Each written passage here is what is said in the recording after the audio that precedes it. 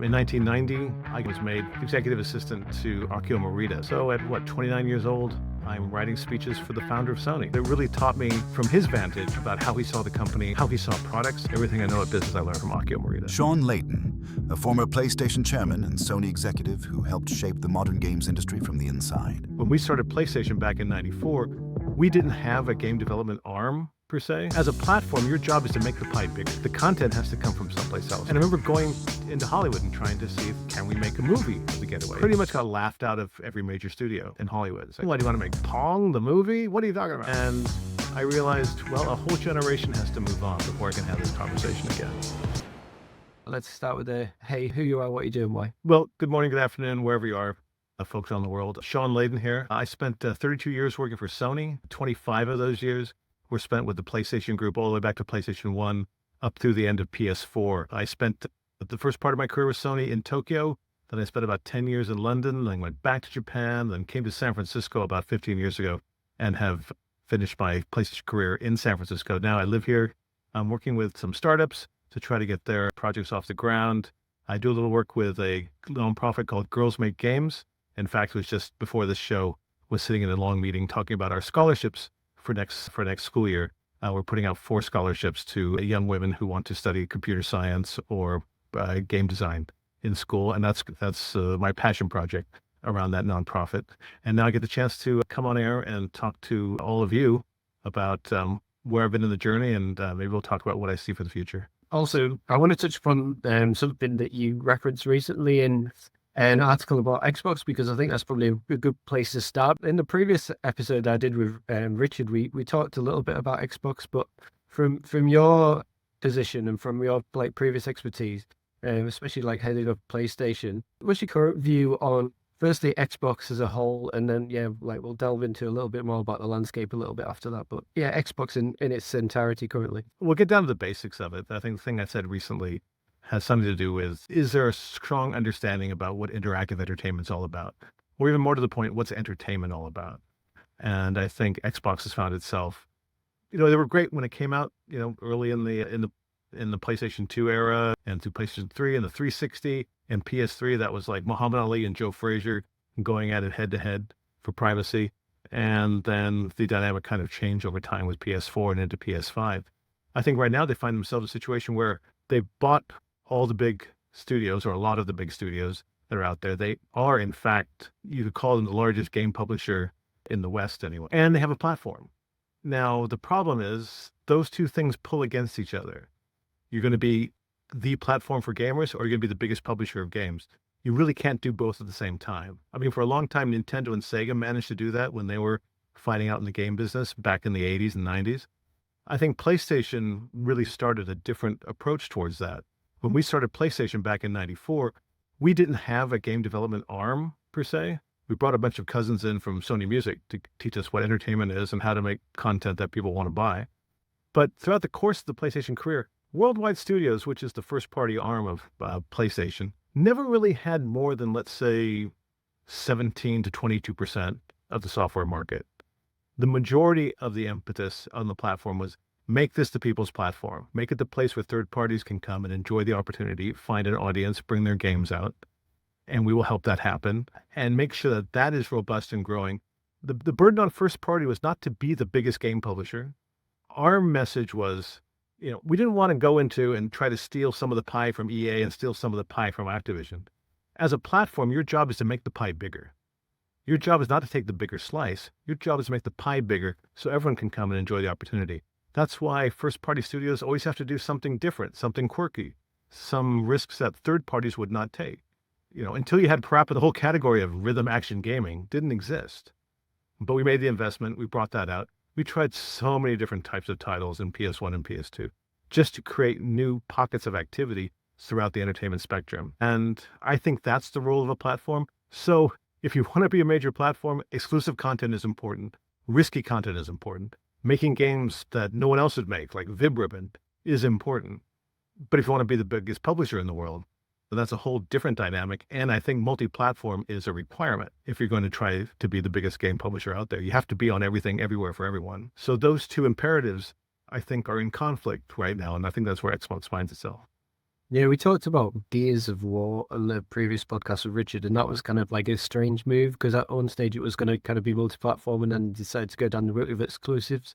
Aside from like exclusives, I'm curious if you were to head up Xbox at this point of time, what different moves would you be making and why? Well, being the head of Xbox, or for that matter, being the head of PlayStation, the one thing we have to remember is that neither one of those entities are a fully independent owner-operated business. They are all pieces of a larger empire, Xbox being part of Microsoft and PlayStation being part of Sony. So the imperatives at a management level that you work against are not just in your business, but how your business relates to the rest of the parent and the other companies inside that portfolio for the parent. So you asked me what I would advise Xbox. I don't have line of sight really on what their pressures are internally. I mean, nor should I. But I think the first instance is, are you going to be a platform or are you going to try to be the biggest publisher in the world? That is like a decision tree. They both go in different directions and then you build out from that. So I would love them to be a robust platform.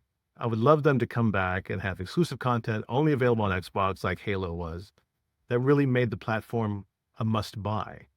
If for no other reason, again, the analogy I used earlier, it's Muhammad Ali and Joe Frazier. Well, for those of you who remember that, this is ancient history for a lot of people. But the idea is having two strong rivals in the marketplace creates all the pop. It creates the excitement. It creates the energy on both sides to best the other, to come out with something bigger, something better. And in the end, the consumer wins. There's price competitiveness. There's content competitiveness. The consumer wins. And I think if one platform gets too strong, then some of that dynamic disperses and you're only looking at the market as where can I extract the most value? Where can I get the most profitability out of? Instead of how do I stand up against this other platform, which is challenging me every day with a different concept, a different game, a different way to market. That's why I would like them to go the platform route. But honestly, it may be too late. What about the landscape as a whole? Because obviously, we've been through so much period of flux recently, as is evident from previous transformations within the industry. Again, like to reference things from packaged goods to digital, et cetera, et cetera. Like we've been through these roads before, but ultimately, it seems to be hitting a little bit harder these days in respect to not only from a value perspective in the types of IP that people are privy to and able to play. There's an awful lot of sequels, but then at the same point, there's an awful lot of layoffs, and there's a good game doesn't always equate to a continuation in the studio. Like take Compulsion Games, for example, their studio, and in regards to what's happening there, I'm curious to gauge your view, as in what's led to this in this current point of transition, and what's your views going forward. It's about the profitability you can extract from the business. It's about what's your motivation in getting involved in this. For a while, it was kind of the home for, shall we say, rather nerdish people like myself, where we're making games, we're making them because we think they're fun, and our like-minded cohort thinks the same thing. And we try to come up with something different and something that will pop. And whether it was Namco or whether it was THQ or Take-Two for that matter, and EA and even those folks, it was all trying to fight on content, trying to come up with something that was, more popular than the next person's thing and try to get to the top of the charts and get on the cover of a magazine. Now, so much of game development is driven on what's the monetization scheme for your game project and how do we continue to pull value out of it over time and what's engagement mean and what's your DAU and your MR, all of these acronyms and metrics, which we didn't deal with back in as recently as 2005, are now becoming sort of primal. That is also a function of the fact that in PS1, you could make a game for $1 million. And now in the current era, and that goes back, it began at the end of PS3 and PS4 was pretty white hot. And now PS5 generation is triple digit millions everywhere you look. That has a depressive effect on risk tolerance. The more you spend to make a thing, the less risk you're willing to take in the making of it. That's why you get a lot of sequels, a lot of copycat games, because for the people who are signing off on the greenlight budget for that, they're always asking for comparables. What's the comp for this? Because I need to do a spreadsheet which shows that if we make this game, it's going to be like that game, but maybe 5% more, 5% less, but I can build a trajectory against it. And it's a war shooter. It's kind of like Call of Duty, but we're going to call it something else. And you can kind of gauge what the addressable market is for that. If you come out with, I've got this rhythm action music dancing game in space with unicorns, there's just no comp to that. So it's very difficult for the finance guys to draw a chart which says, yes, let's put money into that thing. So those financial imperatives, I think, are making too much pressure upon the decisions you make creatively on the sort of games you're allowed to make. And we end up being awash with a lot of reductive content, derivative content, sequels, whatnot. The sequels aren't necessarily a bad thing because, like in some cases, again, to reference like our conversation with Richard previously, he talked about like the 3-step process, ultimately about building your beachhead and then going up from there, compounding the lessons that you learned from the first one into the second one, and then your breakout hit comes out in ultimately, if you're given time and time to nurture and work within the same team, your breakout hit often comes out in the third. And you referenced like things like Witcher, or I referenced also Baldur's Gate and others. So sequels aren't necessarily a bad thing, but then at the same point, there is also clamoring towards new and original. And at the moment, you can look towards movies as we've referenced previously, and some of the biggest movies out right now basically transitioning over from communities that have been driven through the likes of TikTok into YouTube and further down into Hollywood. Do you see a similar trend in respect to games going forward? And also, like, are we a bit too narrow in the niche of gaming, and should we not be looking further afield towards like entertainment experiences as a whole? Yeah, I think, sequels equal bad. That's not what I was really saying, but I'm saying that people will lean into a sequel posture just because you can, if the first one did this and the second one did that, you can make an educated guess that the third one will do this. I think we might both agree that trilogy seems to be the magic sum of sequels. 1, 2, 3. When you get beyond 3, the idea either gets tired or the team is different. It's even like watching movies or TV shows. Right. Somehow you watch some TV shows, realize in season 2, wow, they got the B team of writers for season 2.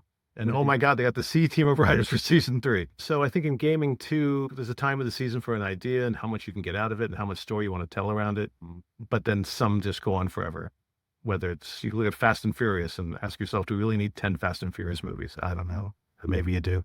But that is a danger we have in the business. I think we're getting a bit ossified around some of these ideas of this is how the game works, this is what we have to put into it, this is what we're getting out of it, just like we did before.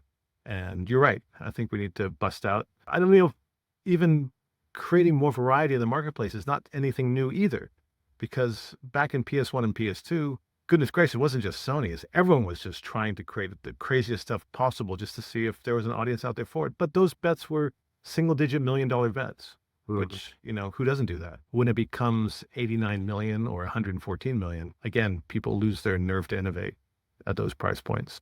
And that's kind of the squeeze we find ourselves in right now. Let's pivot back to your kind of initial beginnings, went back out in the early days of you start out for PlayStation over in Japan. And kind of walk me through that point. Like you reference often some of the people that you worked under being almost like an MBA. So let's walk through that journey, because I think there's a lot of good ideas and good learnings to be gathered from that, especially also the learnings that you got from working so closely at times with those within the music industry as well, and how they looked at content and finding essentially new and original pieces. So yeah, I'd love to hear about that. Well, I was lucky enough in 1987 to be an American college graduate hired out of the States to come to Tokyo to work at Sony headquarters in Shinagawa, Japan, as part of their communications department. At the time, Sony was trying really hard to internationalize their business, and they felt one of the ways to do that was to bring in more non-Japanese into the headquarter function to experience that, and not just for ourselves, but of course, for our colleagues we're working with, to expose them to people from overseas. So I had that opportunity when I was very young, in my 20s. When you're a 26-year-old American working at Sony Corp, not strangely, I guess, you get into more rooms than if you're a 26-year-old Japanese working at Sony Corp. So we'd have like Scott McNeely come over from Sun Microsystems to meet with Akio Morita, the founder of Sony. And someone would call my desk and go, Shawn, can you go up there? Because we think Mr. McNeely would be happier if there's another American in the room. So I got into a lot of rooms where I really didn't know what was going on, but I was there by virtue of the fact that I came from the States and helped their people get on with that. So I worked with that. I worked with the team that did the Columbia Pictures buyout in 1989. We did the Sony Music buyout, or CBS Records buyout, in 88. And the company was gradually growing into the international entertainment and software business at that time. In 1990, I got pulled out of the communications department and was made executive assistant to Akio Morita, the founder of Sony. He needed a new speechwriter and a new liaison with Europe and America. So at 29 years old, I'm writing speeches for the founder of Sony. Who knew that could happen? But it really taught me, from his vantage, about how he saw the company, how he saw his relationship with employees, how he saw products. He famously said, no market research in the world would have given you the Walkman. Things like the Walkman just come out of sheer inspiration. You see two things, you put it together, or you see nothing and you make something happen. That's why I think Steve Jobs was so enamored with Sony and Akio Morita, and how they went towards product design and how they went towards constantly innovating. Morita-san would always say, if you don't obsolete your own product, someone else will obsolete it for you. So you're murdering your darlings on a regular basis just to keep ahead of the market. He also talked about how you can't ask the customer what they want because they don't know what technology can give. So you have to come up with the idea yourself, and then you have to educate the market to teach them, this is why you need a Walkman. This is why compact disc can be important to you. This is why PlayStation got in the gaming business, when already you had Nintendo and Sega as the two titans of the business, and Sony Electronics had the temerity to get into the game business. Morita-san saw all that. Those things all got keyed off during his tenure. Sadly, he had a stroke in 1993, and that made him step down from being chairman of the company. PlayStation and Sony, well, Sony was never stronger than when Morita-san was in charge. And I had that great privilege for 5 years to be a member of his staff. And I think what I said in the podcast is that was my MBA. I didn't have to go to business school after that. Everything I know about business, I learned from Akio Morita.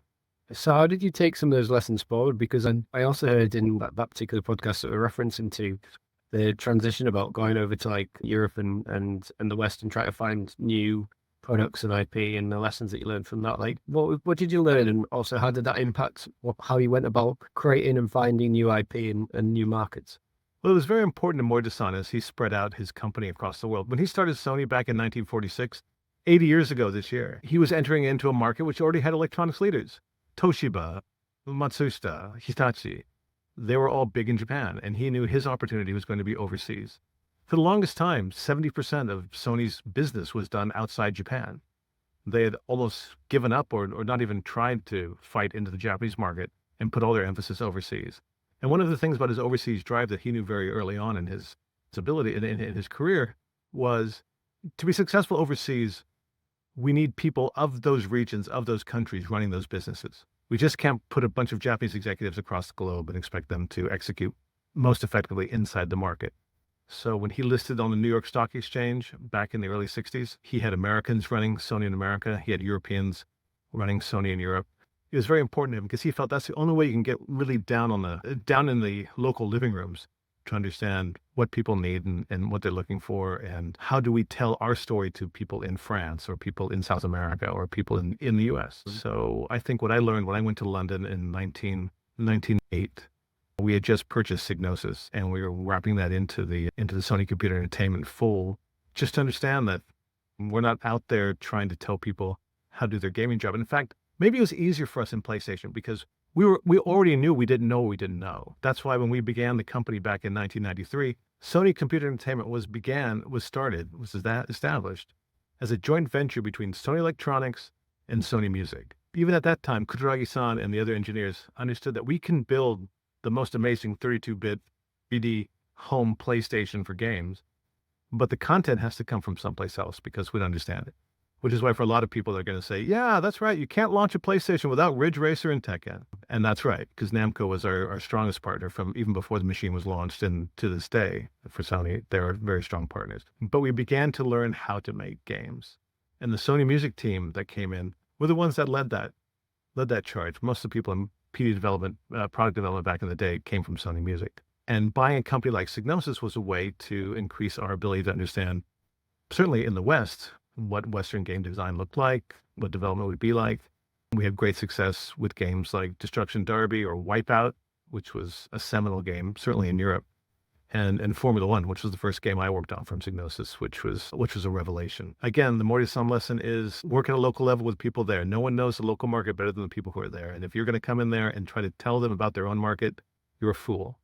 There's nothing you can possibly know that they don't know better than you. And we try to be a listening post. We try to bring as many people into the room to have that conversation. Those are crazy times. The early 2000s in London, whew, boy, cool Britannia, right? That's what it was at the time. And I've heard also when you talked about this particular part of your career about the whole 3 concentric circles approach to IP. I'd love to delve into that a little bit more as well, Pri. Well, we started in gaming back in the day.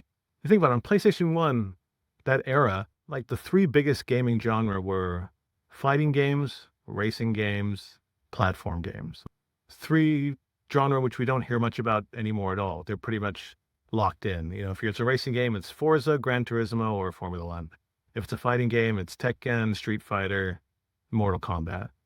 And if it's a platform game, we haven't seen the platform game for a long time until Astrobot, came back as a kind of a retro thing. And those are gaming things because it came out of the arcade. The whole conceit around PlayStation 1 is we're taking the game center and bringing it into your house.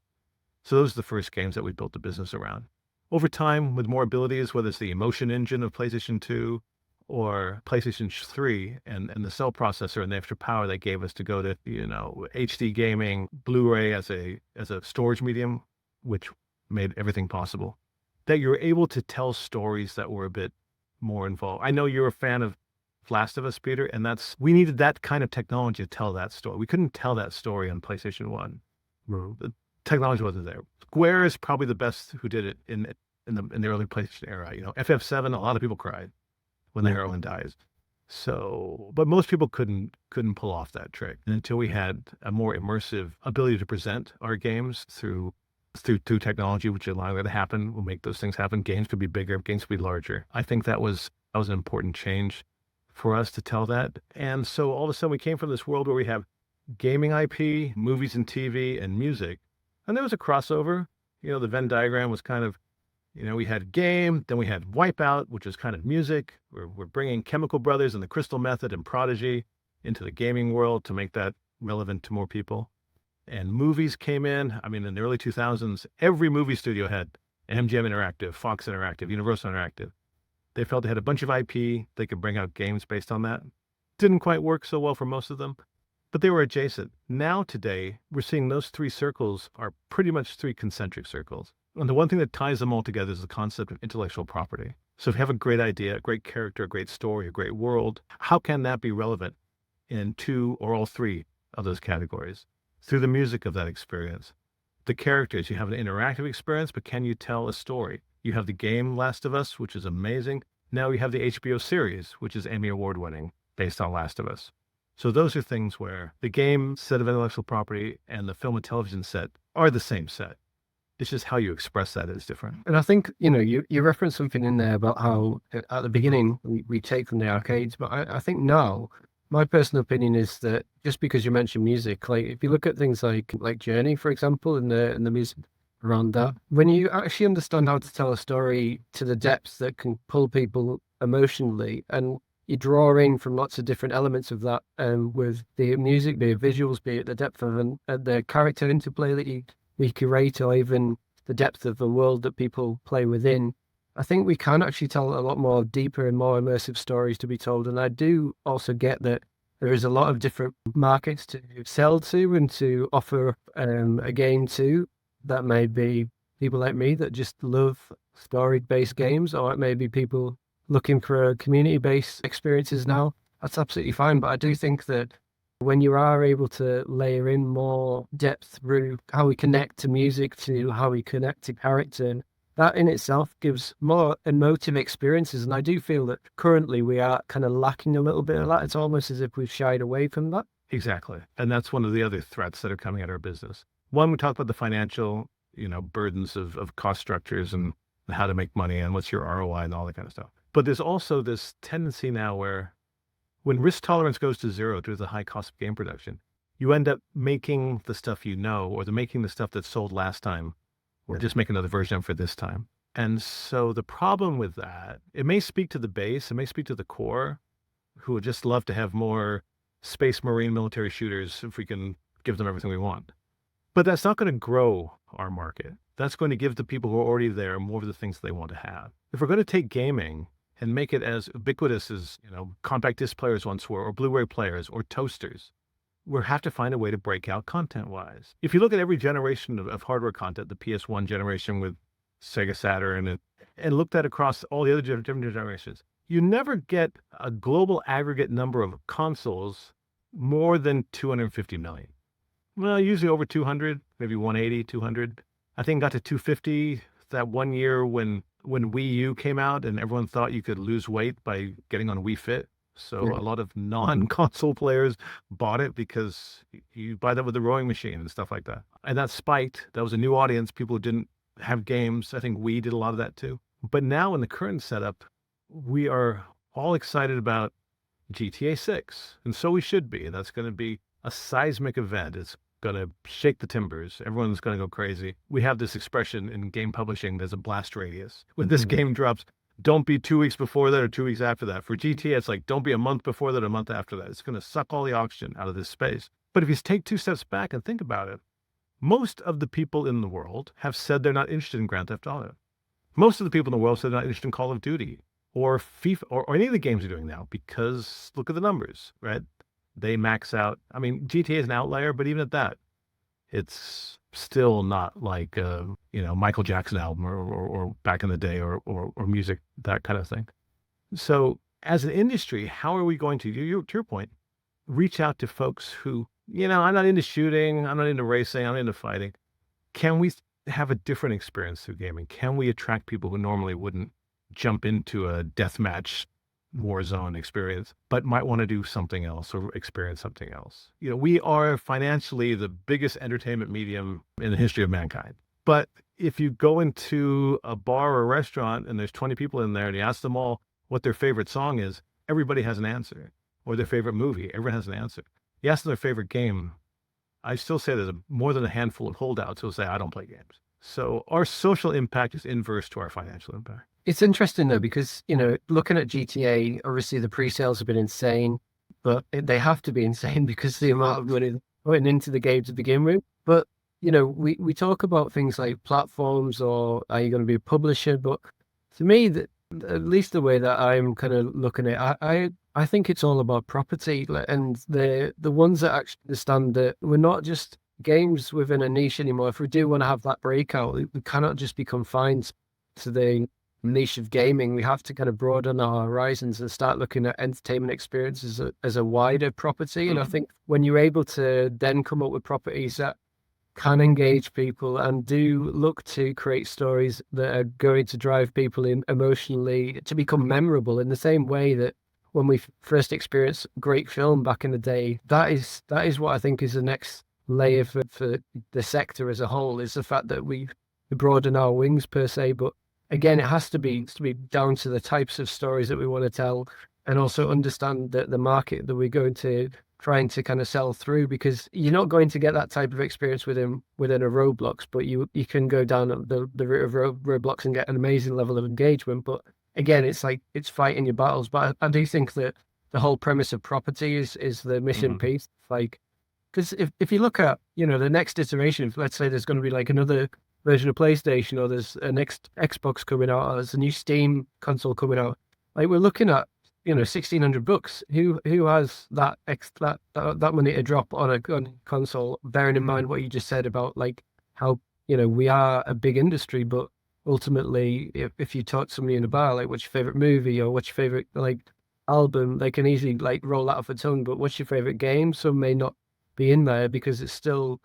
confined to a niche in my perspective. I'd love to get your take on that long waffle. Well, I think we're in violent agreement on most of the point you're making, which is why this moment in time, for a lot of people, it's like, oh my God, this is doom and gloom. Some people have said, I'll leave the name out because I don't have chapter and verse, but someone said they lived through the Atari gloom and doom, and they said the current state is even gloomier or doomier than 1984. There are ways you can look through the prism and get to that outcome. But I think the current moment is important. It's like every 60 years, the forest has to burn down for it to grow back. And I think we're kind of in that situation right here, right now, that things that we believed, the ancient shibboleths of gaming, some of them are proving not to be operational anymore. But the fundamental is the same. The fundamental is that people want to be entertained, and people want to have an experience where it affects them emotionally. I think a lot of live service gaming doesn't have a real emotional component to it. It's kind of, did I win? Did I lose? What's happening? Okay, start again. Round 2, round 3. I'm old school, and I've been criticized many times online for this by saying that for me, a game has to have character, story, and world. And it's the interplay of those 3 components that actually make a game that I would want to play. And I think a lot of people are coming back to first principles around that. I think we've seen some success over the last couple of years with single player narrative games coming back again and getting an audience and getting a resurgence of interest in that. Sometimes you can look at that same prism, and what I see in the gaming sector now is it's kind of like movies between the late 60s and the early 70s, right? Where the 60s thing of whether it's in the cast of thousands and we're going to recreate Exodus or the Ten Commandments, or we're going to make a bunch of Westerns, or we're going to have these nice family-friendly rom-coms, that kind of stuff, which the hellstorm of activity and angst and madness which occurred in the late 60s and into the 70s, I think also gave us Scorsese and Coppola and Kubrick. Well, Kubrick was back in the 50s, but, really became big with 2001. I think we're at that point now where a new generation of creators are going to break through and realize that many of the tools we've made for our medium, we may have overspec'd. I mean, really, how much more ray tracing can we take? And if we're at 60 frames per second, I don't know if 120 frames per second makes the experience twice as good.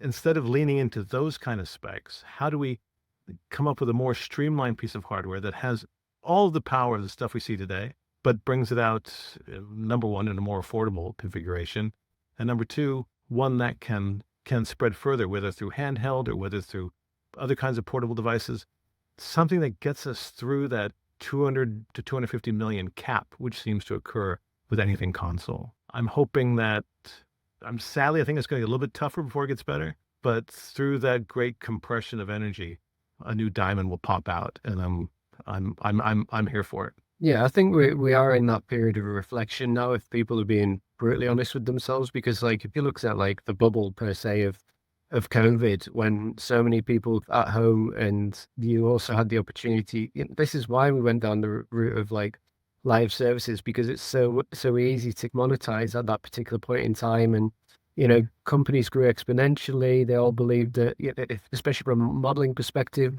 if this sold this amount during that time, then we should be able to mimic that. And it was just the same old failures of finance in regards to how they project.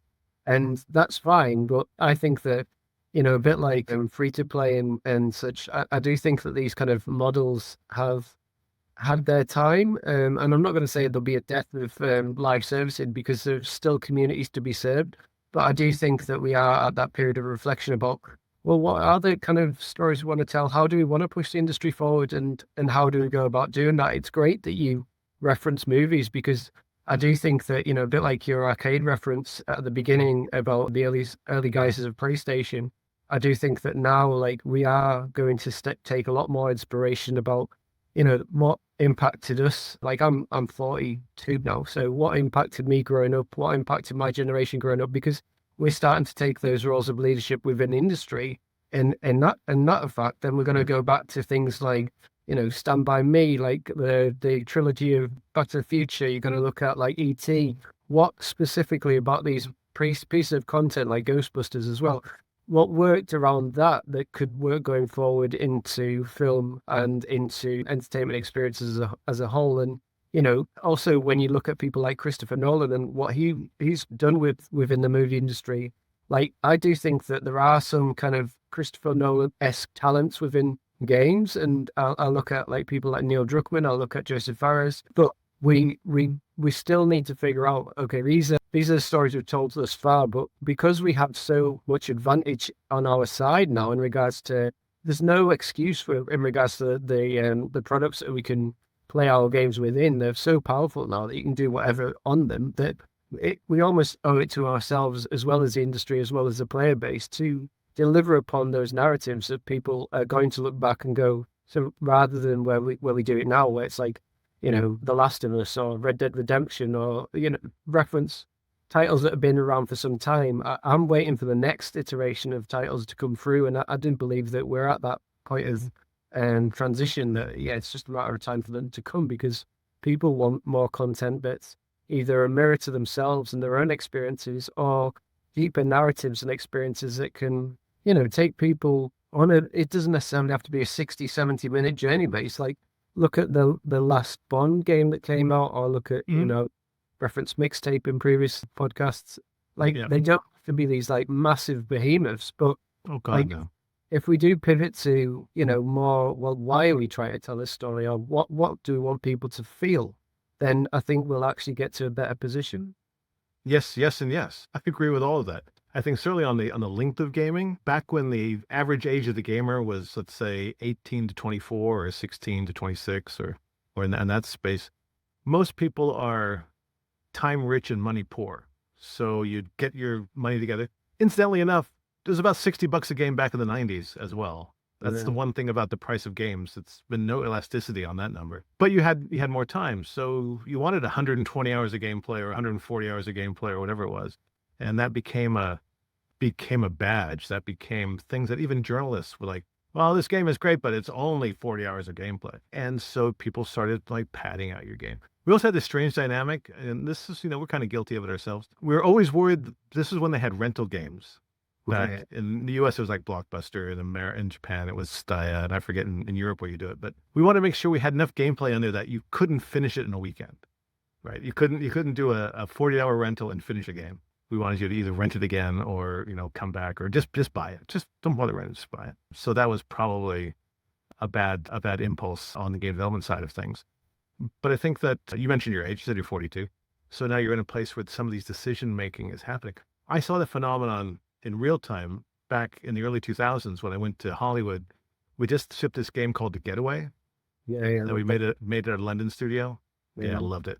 And it was one of the first sort of cinematic, movie-like gaming that came out on PlayStation 2.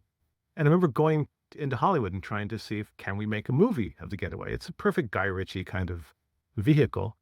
And, I pretty much got laughed out of every major studio in Hollywood. It's like, oh, you want to make a movie out of a game? What, do you want to make Pong the movie? What are you talking about? And I realized, well, a whole generation has to move on before I can have this conversation again.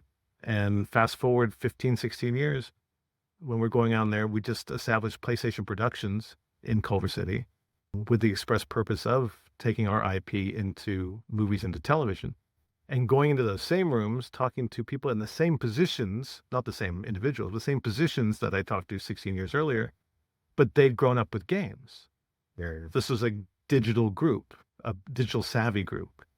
I remember going into rooms and having them tell me their favorite games, saying, hey, how about this one? Can we do that one? And all of a sudden, exactly. Once you get people in a position to press the money button, which is the most important position to have in Hollywood or any place really, who do know games, who have played games, who do like games, there's a whole different conversation. So there is a thing where an entire generation of decision makers need to move on and have those ranks filled with people who are conversant and have an association or love of the content. And I think we're in that space right now. We're seeing more movies and TV shows keyed off of game properties than ever before.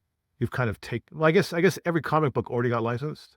So we've got to go to the game catalog now to find those new IP. But that's a definite tectonic shift in what's happening in Hollywood.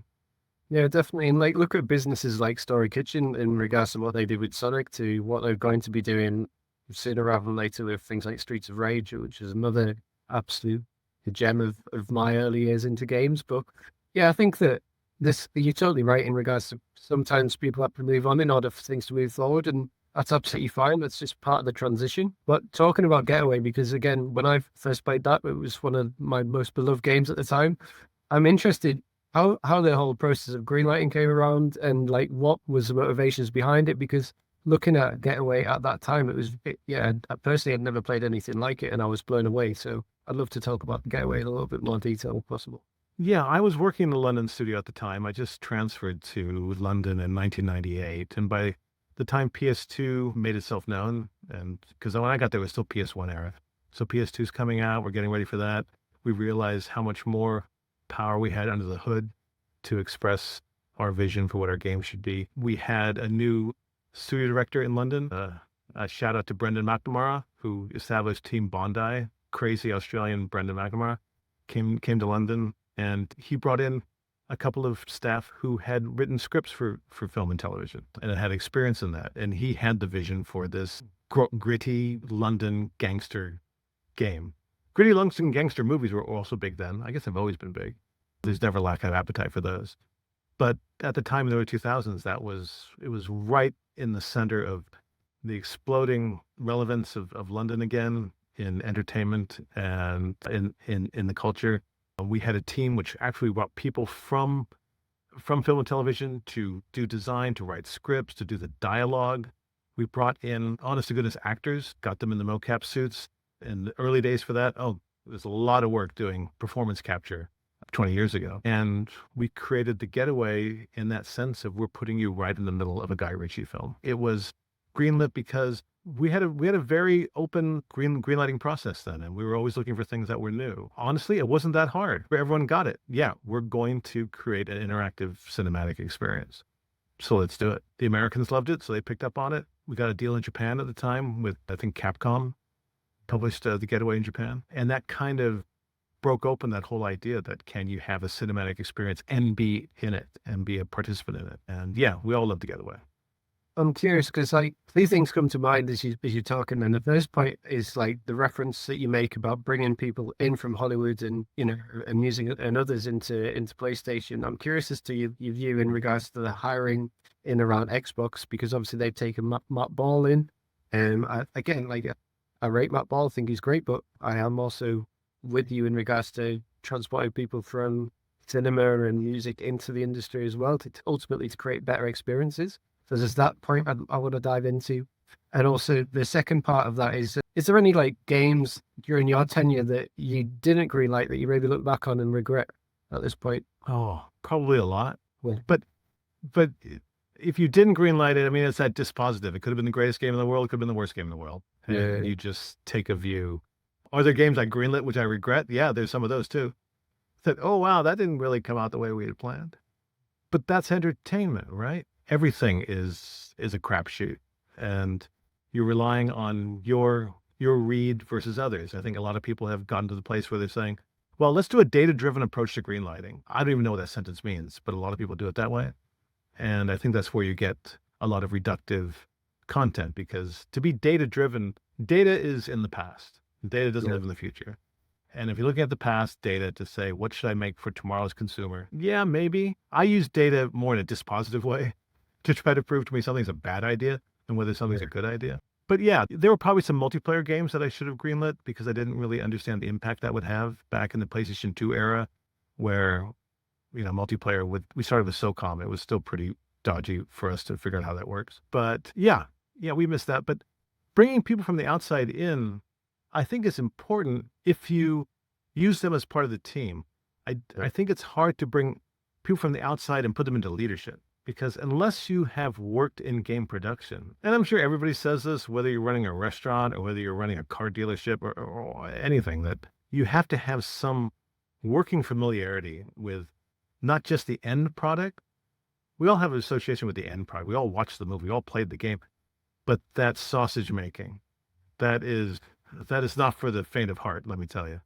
And if you don't have a good understanding of that dynamic, and when do you push which button and when do you pull which lever, and those decisions are not empirical. It's like at this part of the process, we lean hard on this one. On this part of the process, we pull back on that one, then we lean in on this one. And it's trying to fly a glider without crashing. And I think if you don't have that experience in your bones, it's difficult to lead teams which are living that reality every day. I'm curious as to, looking at the landscape now, how you would approach the whole build process now, because one particular model that I've been drawn to for a long period of time, even during my EA days, I used to blag on about this, but like Disney's 1957 Flywheel in regards to how they approach content, it's like it's interconnected, it's interwoven, and it's multi-aspect. In regards to, you don't just have a game. You also can have a spin-off in regards to collectibles. You can also have a spin-off in regards to alternate experiences. Like we're seeing people utilize Roblox and other areas to kind of grow their engagement base as well there. I'm curious as to how you would approach building within today's environment. I think it's really hard. Number one, I think they're in the world of game content, the different kind of games you're making. Some of them befit that kind of exploitation model, and some of them don't. And sometimes when you try to make more out of something than it really is, you end up with the He-Man movie, right? I mean, a great toy line, a great TV show. I don't know if it makes the silver screen shine or not. In gaming, it's the same sort of thing. I do think that we traditionally have not done enough of that in gaming to Mm. understand that. Just because building the damn game is so hard. It's so hard and time consuming, and it rips your heart out and stamps on it every day. The idea in parallel, you're going to take a meeting to see how this can work as a, multi-episodic YouTube program of some kind. It takes your eye off the ball of the game. Now, once the game is done, how does that work? I think we've seen certainly a lot of Japanese developers have found out how that works, where you can make your game, you can make them, and then you can make your movie, or you make your anime series, or certainly you make your toy line. I was stunned. This was years ago. I did the study on this, but I'm sure it's probably still true, that the most revenue generating franchise in the world, it's not Mickey Mouse, it's not Spider-Man, it's Pokemon. That is the number one revenue generating franchise in the world. Marvel, take a backseat. Disney, take a backseat. Hello Kitty, take a backseat. It's Pokemon. And that is probably the apotheosis of game plus merch plus lifestyle plus TV plus movies. They have caught that lightning in a bottle in a way that no one else in the business has. Yeah, definitely. But then diving into that, like, the question is why? Like, I obviously have my views in regards to, they played into collectibles really well. Like, the TV shows was very specific. They worked with specific people of expertise within each of those realms. But yeah, like, I'd love to get your take on the why as well. Well, first of all, I think a lot of people have taken a swing for the title, and I'm looking at Yu-Gi-Oh, and I'm looking at some of the other collectibles that are out there. Pokemon Pocket Monster just organically grew that way. And I think over time, the vision of the leadership there, yeah, Pokemon Green and Pokemon Red look the same, but it ends different. Yeah, that's fine. That's fine. Because people have a certain comfort in knowing what they're going to get, and they like the surprise at the end. They haven't gone away from the original character set. They've just added to it slowly and deliberately. The TV shows don't lean too heavy into buy my game, but they actually tell a story around the characters. And so it's not seen as grossly exploitative, just seems to be adjacent to the card game business. And then the way they cultivate their fans, their ability at fan service is nonpareil. Their world events, they do them all over the planet, and they're very responsive to their fans. Yeah, I don't even know if you ask. I don't know if they have a good answer if you even ask them. How did you get to where you are? But you know when you see it, and that's certainly it. I think that it's because it's multi-generational. If you look at like the collectible side of things, like I've got a 6-year-old kid, who's at the beginning of term, he knew bits of Pokemon, but like now he's got a little folder full of his Pokemon cards. He likes the TV show. He goes into a supermarket and he wants the Pokemon magazine. And it's the fact that they kind of give so many nice, warm opportunities to enter that map, to enter that brand, that it allows for engagement to be nurtured in a very organic way. And then, come the time for like a film or a new game, that you've already got an audience base that are willing to kind of stand there for you and be there at each and every stage. I think that from a toy perspective, the only thing that I think could come close to it, obviously the Mario's done really well, but I am curious to see what they do with the next remake of Zelda, the Oculus Type. That's, for me, the greatest game ever made, but will they, I don't know, like, will they be able to do it justice in the game that we played back in the day to how they do it going forward? And will it land with a community base and a player base that may want something different from how they play and engage with content? I'm not sure. I'd love to get your take on that too. Well, Nintendo is more far afield from my experience than even Xbox. But what I will say, the last thing about the Pokemon stuff is they've managed scarcity really well. I'm sure they have a lot of DNA around that about how that works, about where you can get a character. I mean, Pokemon Go was all based on, I've got to stand in the middle of the 405 freeway to get this one character for that experience, because people are driven towards it. They've managed that well. They haven't flooded the market per se, which would just overwhelm us, and we go, oh yeah, everyone has that one, who cares? They've managed that really well. I remember back in the day when Disney used to manage it even better, but I think streaming has kind of blown that up. But there was a time where certain Disney movies just came out like on home video one Christmas every 10 years. Cinderella's back. Okay, well, I'll buy it in the spring. No, you won't. It won't be out there. You got to buy it now. Disney was always the king of that, and I think Pokemon has taken that and have used that theory around their properties really well. As far as Zelda and Mario goes, well, they're kind of cousins as far as companies go. There's certainly a lot of sharing of information between them, I'm sure. What about scarcity within an industry wherein, discoverability is quite an issue. Like if you take a look at, Game Pass, like look at like all the games that released on Steam on an annual basis, there's a crazy volume. So like, how do you drive scarcity with an industry and volume? Well, I don't think you can drive scarcity until you have the audience. So you can't begin with scarcity because all of the games we first drop onto the market, they are scarce. People can't find them just because you're trapped in the world's largest haystack, which is digital entertainment content. And that is the challenge today, right? I think it's particularly tough for the game developer, those of us who are making games, trying to get them out there. When we think that with the death of brick and mortar, which I mourn, I think GameStop was the best place to buy games, or EB, or any of the places you want to go to, because you could find like-minded managers or store staff who would talk to you about games, and they'd show you stuff that you should look at. And it was more of a community experience, I felt anyway, when I was going. But on digital, it's like there's a PlayStation Store, the Xbox Store, Steam, Epic, and maybe one or two also-rans. There's like 6 places you can buy digital content. And that kind of becomes the gating factor for what you're going to see, because each one of those places has a small carousel where, for whatever reason, whether it's because of the performance of the game or because of a marketing deal that was done, games get fronted into the carousel. And if you're not in the carousel, it's really, really hard to get seen. That is something we need to find a way to overcome. We have to find a way that more outlets can sell games. If you want a PlayStation game, you have to buy from the PlayStation Store. That's it.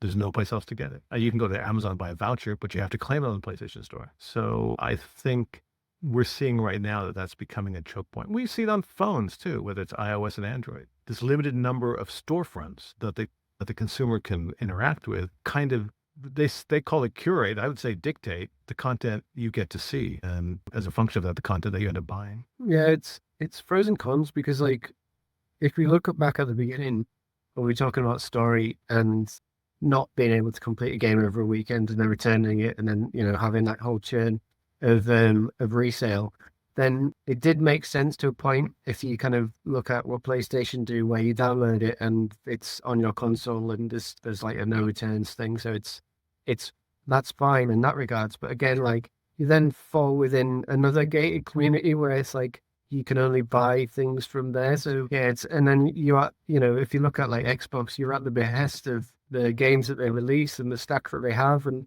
they do have quite a good stack, Xbox, but it's not like the stack that comes out on PlayStation, where you basically can have like, like from a studio like Insomniac to Naughty Dog, like those absolute weapons of content that I don't think that the Xbox has within their arsenal. So I referenced Insomniac, but like I would love to talk back into your career journey, because am I right in saying that you part of the acquisition of Insomniac back in the day?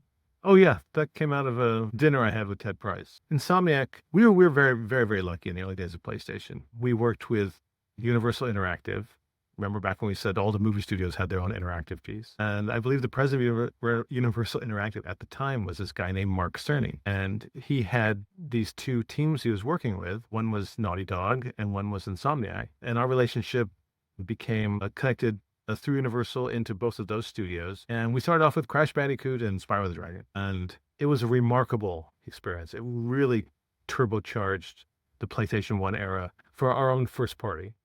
Everyone else is doing great stuff out there, whether it's Namco or EA or, Ubisoft. But for first party, we were still building a portfolio of studios and games from that. Naughty Dog and Insomniac were sort of, patient zero for that experiment. And over time, Spyro the Dragon turned into Resistance, still my favorite shooter. And then we came on to the world of Ratchet and Clank, and that became almost synonymous with PlayStation 3 and what we were able to do across there. And then latterly, Spider-Man. So by the time we started working on the Spider-Man, we've been working with Insomniac for 20 years, pretty much by that point. And talking with Ted, and we've watched the studio grow, and he and his team and the Hastings brothers have been there the whole time. And we love working with them. They know what to expect of us. We know exactly what to expect of them. They always showed up on time, on target, always exceeding the expectation we had. So by that time it was, hey, let's just put a ring on it. We've been dating for so long. And by that time, Insomniac was ready too. I mean, we talked about it probably, years and years before that, but he had his trajectory for the team, and he wanted some independence around that. And he did some games with EA and did some games with Xbox, and then came back to us, and we were working on Spider-Man, and it just felt right. We'd always work closely together, and bringing them into the fold, it was one of the smoothest acquisitions in my experience anyway, and certainly looking at the landscape of other people's experiences. There's nothing like Insomniac coming into Worldwide Studios. It was a perfect fit. And I think during my time at Sony, any studio we acquired, whether it was Sucker Punch or Naughty Dog or the Eidetic team, which became Bend, or Media Molecule, all of those associations we had done like an external development deal first, that we'd done a second party deal where they build a game, you give them some milestone checks, and then you do profit sharing, yada, yada, yada. And once those experiences were under our belts and both sides of the table felt that we worked well together, we created good games together, why don't we just become the same company? Why don't we just get acquired by Sony? That's how we managed those acquisitions in my time there. And that seemed to work out really well. Try before you buy. I'm curious, like we're coming to the end now, so to understand a few things really. Firstly, what games, movies, and music are you drawn to now, and also were drawn to in the past that kind of have been big influences to you? And secondly is about the whole crystal ball thing. If you were going to predict the future and going to predict like where you felt things were heading, what would that be and why? Well, if anyone would look at my playlists inside Spotify, I guess I discover that, Jesus, Shawn, there has been music since the year 2003. You understand that, don't you? So I'm kind of locked into that, into my own era. Film, the same thing. I loved the films of the 70s. I loved that whole avant-garde which came through Hollywood and kind of blew up some of the old things that we thought were true. Science fiction, of course, that's a big thing for our generation. In writing as well, with his Kurt Vonnegut or Aldous Huxley and stuff like that. In gaming, though, my first game was Computer Space, which is that strange piece of fiberglass where you just have thrust and shoot are the only two buttons. That was back in 1974, featured in the movie Soylent Green, of all places. But I think the first game I really bought and played at home that changed my view of what games could be was Jordan's first Prince of Persia. That was mind-blowing. The animation of the characters, that kind of rotoscoping way he did, the famous story, he took an 8mm film of his brother climbing over a jungle gym and used all those movements in his game. That really made me start to believe that games are going to be a lot more than Space Invaders and a lot more than shooting things in space.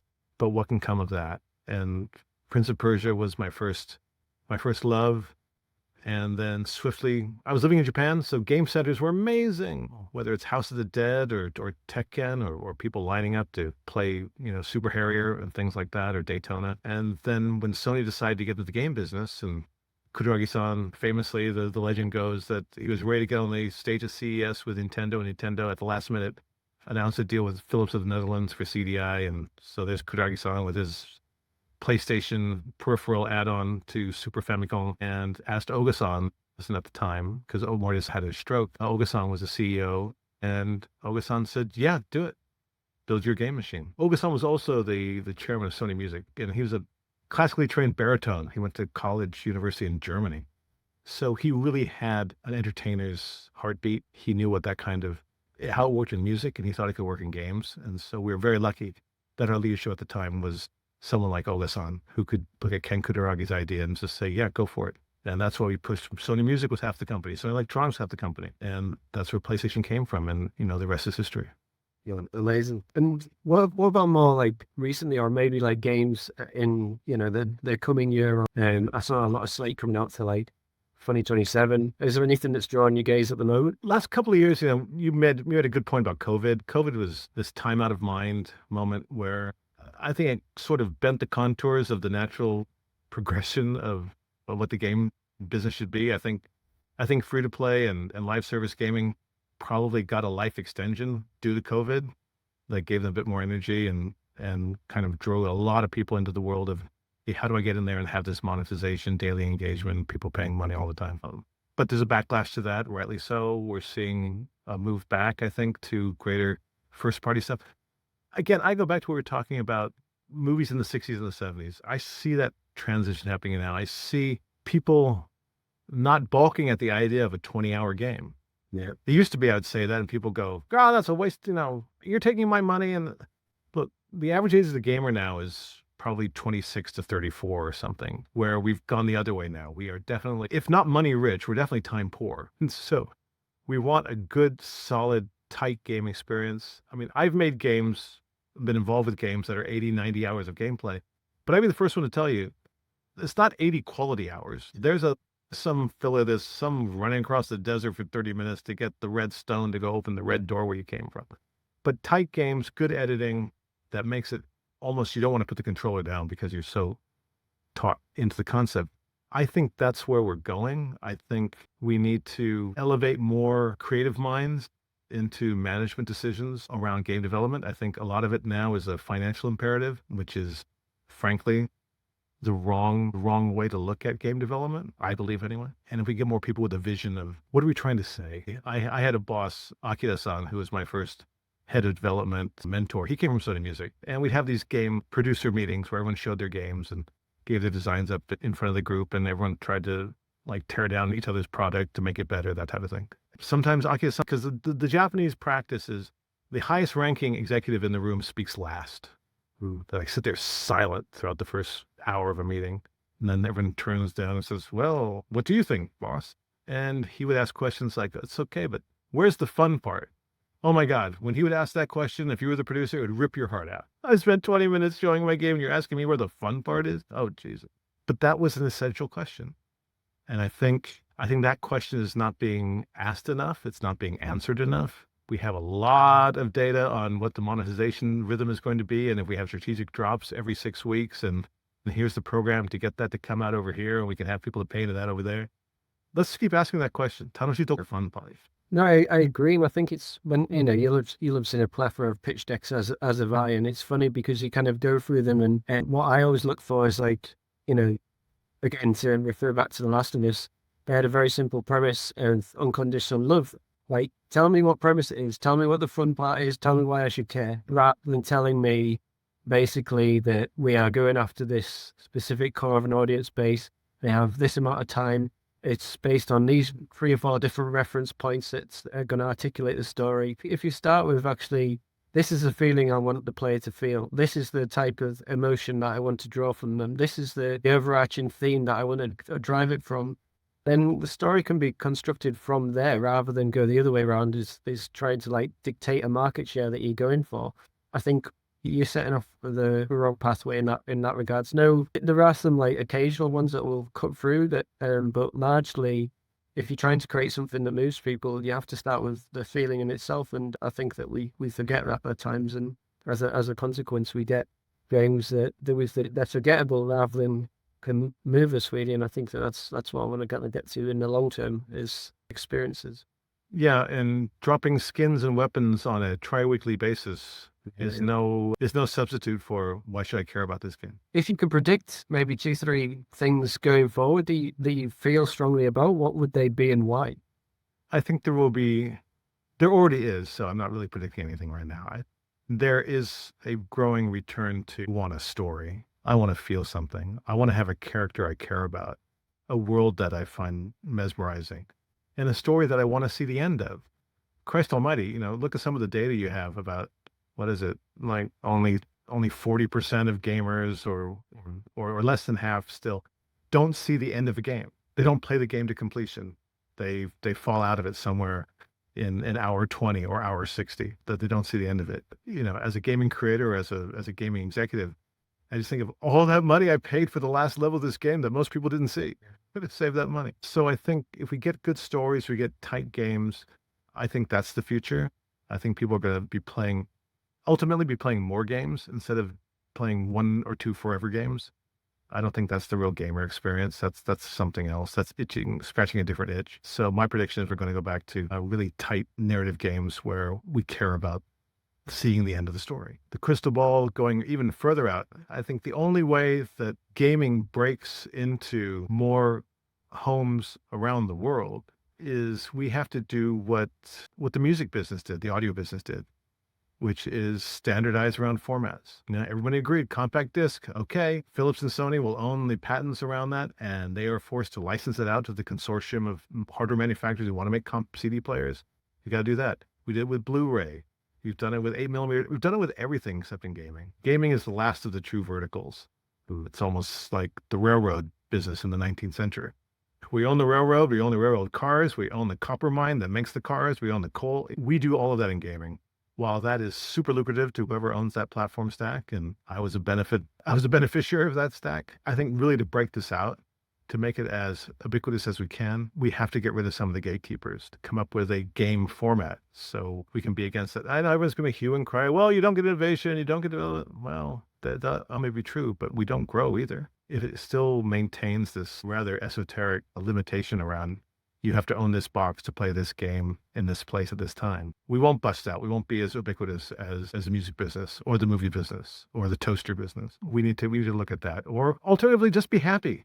This is what we are. This is what we do. And that's forever and ever enough. We're just going to make shooters and medieval dragon games and something with zombies. Yeah, we could decide to do that. I would rather not be in that, but we need to break out on the platform. And lastly, last crystal ball is, I think with a few exceptions, I think the idea that we can spend 6 to 8 years building a game, I don't think we can do that anymore. From a cost perspective, because the only cost associated with building games is salary. I mean, unless you have like a FIFA license or an NFL license, which is probably material, or a movie license. Aside from that, though, every cost around a game is just time. It's salaries, which is time against money.